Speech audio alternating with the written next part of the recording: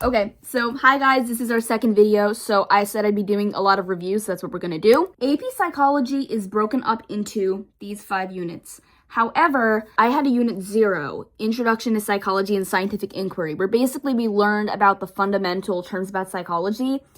You can't go into this class not knowing what these terms mean. That's why this unit 0 exists, or it sort of exists, but it's kind of just a way to group together all of the terms that we're going to be applying through not just one unit, but through all 5 of them, and of course, the AP. By the way, I would really recommend taking a piece of paper out and a pen or pencil and just writing this stuff down, writing down the definitions, and then testing yourself on it afterwards. I did this the entire year through my flashcards. I have a lot. We do not care. Anyway, we're going to get into it. So, number 1, this is kind of a no-brainer, but the first word is psychology itself. So psychology is so many things, but the actual definition is the scientific study of the mind and behavior. So in essence, it's just kind of, why do we think and behave the way that we think and behave? The mind and behavior, but can we actually get a definition on those? Yeah. So the mind, we're going to think of it more of thinking and behavior. Thinking, in this case, is mental processes. Mental processes are basically just what goes on inside your brain when you're trying to come up with an answer. So that could be thinking, remembering, or problem solving. It's what your brain does to respond to a question or a situation that you're in. Solve a math problem, you're going through the processes. You need to get out of your house, you're remembering where your keys are. Wait, but then what are the differences between the two? Well, I'm glad you asked. Mental processes cannot be observed in real life. It's what goes on internally, while behavior is an observable action or reaction. So an example of this, you're in your psychology class and your teacher asks you, guys, what is behavior? Somebody tell me what behavior is, and you raise your hand in response. You don't even need to answer the question. You got it correct because that is behavior. Okay, next up is biases. Why we need to study biases and why they're crucial in psychology is something that you really need to know.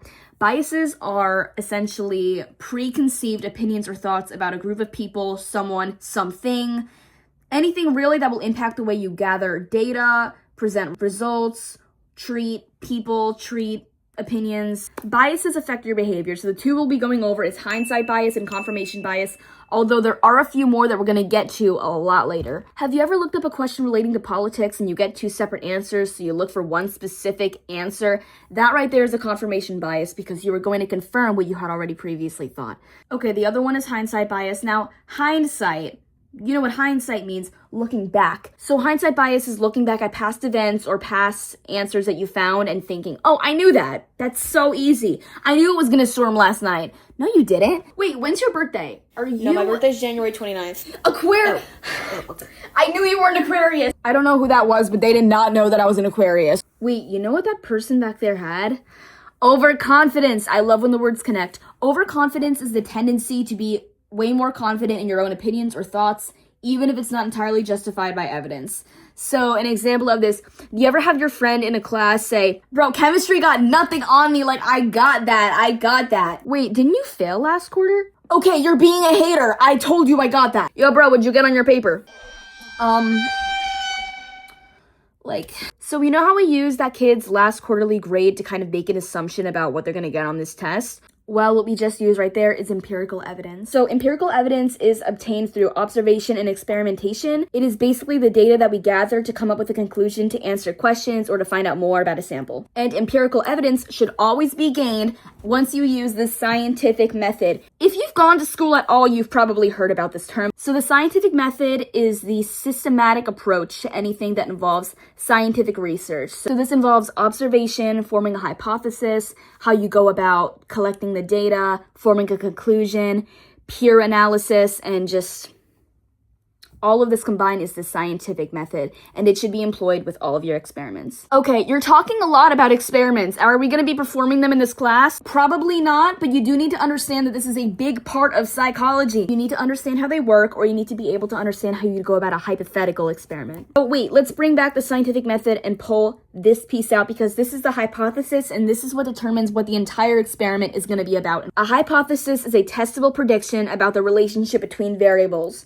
So let's say, I have 5 dog bowls. I have chicken, beef, steak, salmon, and tuna. We got the meats. Shut up! For a ton of dogs. And I'm thinking, which bowl will the dogs go to the most? My hypothesis is the dogs will have a greater tendency to go to the bowl of chicken.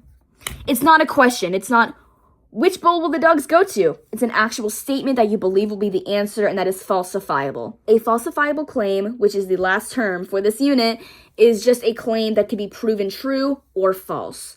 So something that's not a falsifiable claim, the sun is a star. Okay, that's a fact. You don't really need to run any experiments on that. That's it. So just a little recap, if you didn't write this down, these are all the terms for 0.1, and it basically is just going to set the framework for the entire course of AP Psychology. If you didn't write down any of these definitions, I would highly encourage you to, as well as an example. Write these on a flashcard, quiz yourself, see how you do on the test, and keep studying.